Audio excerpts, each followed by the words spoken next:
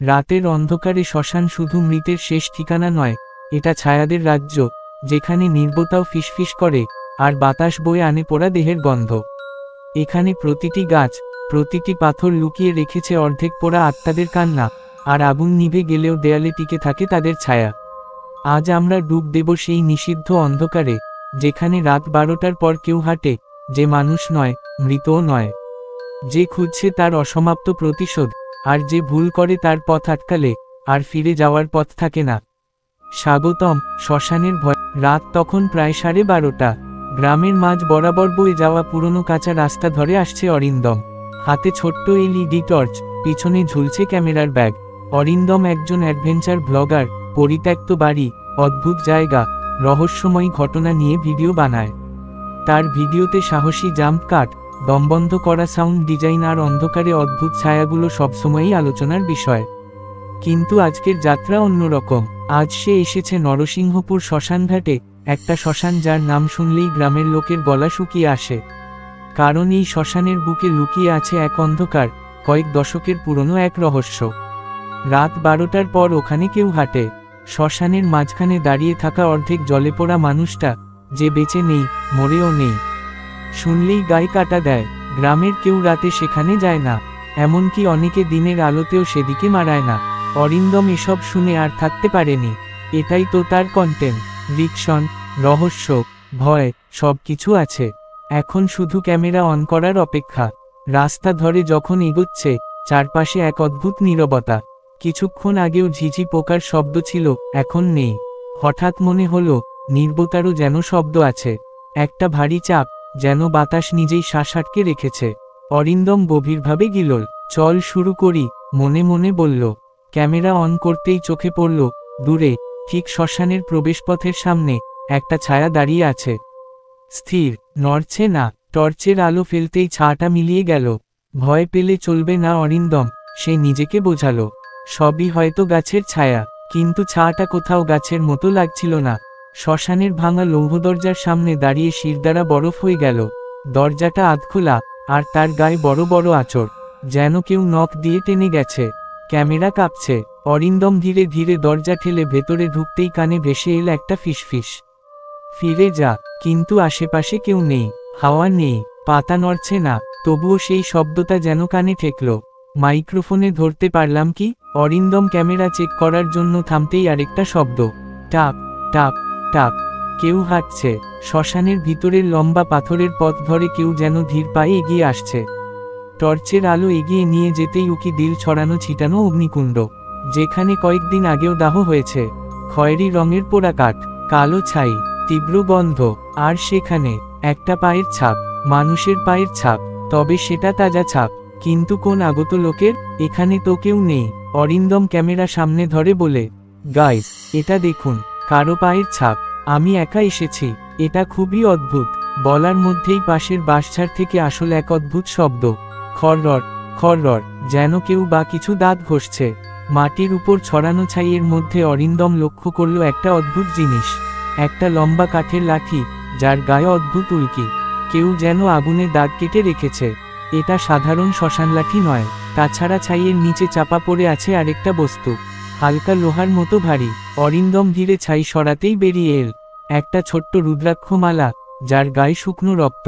কার রক্ত, কার মালা? এমন সময় হঠাৎ পিছন থেকে ধপ কিছু একটা পড়ে গেল।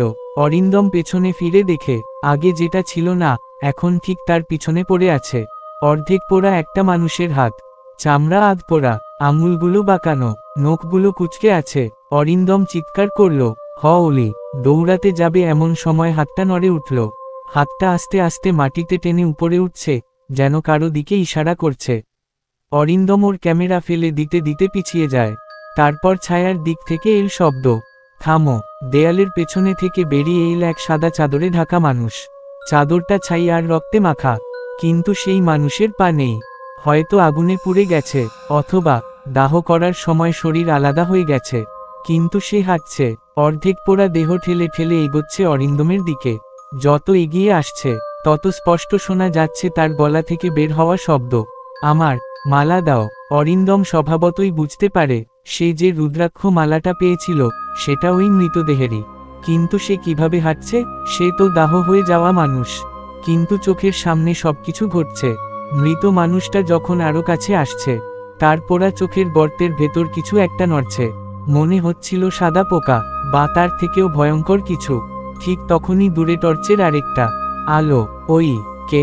গলা চেনা, গ্রামের এক বৃদ্ধ, হরিপদ কাকু, যিনি সব সময় বলতেন, রাতে ওখানে যাস না অরিন্দম, শ্মশানে একটা দুষ্ট আত্মা ফাঁদ পেতে থাকে। হরিপদ কাকু দৌড়ে এসে অরিন্দমকে টেনে পিছনে নিয়ে যায়। দৌড়া, এখনই দৌড়া। তারা দৌড়ে শ্মশানের বাইরে আসতেই পিছন থেকে শোনা গেল, আমার মালা ফিরিয়ে দে। বাতাস অস্বাভাবিক ঠান্ডা হয়ে গেল। হরিপদ কাকু অরিন্দমের কাঁধ ধরে বলল, ওটা মানুষ নয়, ওটা আত্মাবন্ধী। দাহ করার আগে ভুল মন্ত্র পড়া হয়েছিল। মৃতের প্রাণ বের হতে পারেনি। শরীর পুড়েছে, কিন্তু আত্মা আটকে গেছে। আর যে কেউ ওর জিনিস নেয়, ওকে ওটা ফেরত না দিলে বাঁচতে পারে না। অরিন্দম কাপা গলায় বলল, তাহলে এখন? হরিপদ কাকুর মুখ সাদা হয়ে আছে। তিনি বললেন, এখন তোমাকে মালা ফেরত দিতে হবে, কিন্তু সেই আত্মা চায় তুমি নিজে গিয়ে তার হাতে দাও। রাত গভীর হচ্ছে, হাওয়া নেই, তবুও চারপাশের গাছগুলো কাঁপছে, যেন শ্মশানের দেয়ালগুলো অদৃশ্যভাবে নিঃশ্বাস ফেলছে। অরিন্দম বাধ্য হয়ে রুদ্রাক্ষ মালাটা নিয়ে আবার শ্মশানের দিকে হাঁটা শুরু করল। এইবার একা নয়, হরিপদ কাকু সঙ্গে। দরজা পার হতেই আবার ছড়িয়ে পড়ল সেই ভয়ানক শব্দ, টাপ টাপ টাপ। কেউ হাঁটছে, কিন্তু এবার অরিন্দম জানে কে হাঁটছে। যেন আগুনে পোড়া দেহটা ঠিক পথের মাঝেই দাঁড়িয়ে তার অপেক্ষা করছে। ছায়ার ভেতর থেকে কোমল কিন্তু অমানুষিক গলা, এসে গেছ। হরিপদ কাকু ফিসফিস করে বলল, ওকে মালাটা দে, ভয় দেখাস না, দৌড়াবি না, ওকে শান্ত করলেই বাঁচবি। কাপা হাতে অরিন্দম বাড়িয়ে দিল মালা।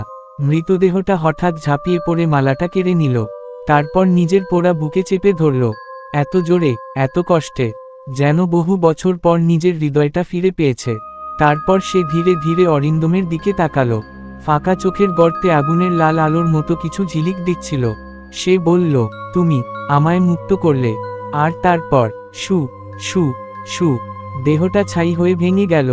একটা নিঃশব্দ বিস্ফোরণের মতো ছাই উড়ে চারদিকে ছড়িয়ে পড়ল। আর এক মুহূর্তে সব থেমে গেল। শব্দ নেই, ছায়া নেই, ভূত নেই, শ্মশান আবার নীরব। অরিন্দম নিঃশ্বাস ফেলল। হরিপদ কাকু বলল, চল এখন তাড়াতাড়ি বাড়ি, মধ্যরাত পেরোলে আবার অন্য কিছু জেগে উঠবে।